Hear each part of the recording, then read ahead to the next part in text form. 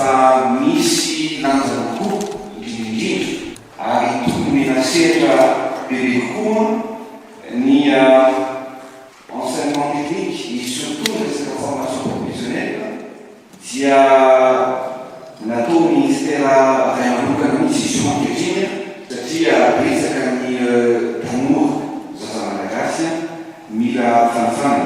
Io zany zany dia adeveny ary amena sehatra manokana izany formation professionnelle izany fampatanjay moa ny enseignement technique.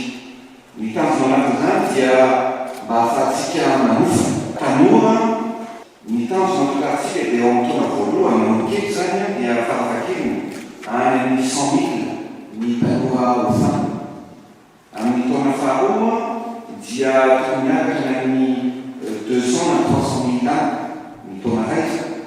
Ary amin'ny taona fahatelo farany ao anatin'ny zay mandat du taona amin'ny vahoakatsika dia tokony miakatra any amin'ny 300 na 500 000 ny olona hofana. Ny tanjona mena zany dia hoe tokony misy tanora voahofana any amin'ny 1 million any. Eo amin'izay formation professionnelle izay zany dia misy tanjona betsaka ny atao fa inaviny zany ny zavatra pratique.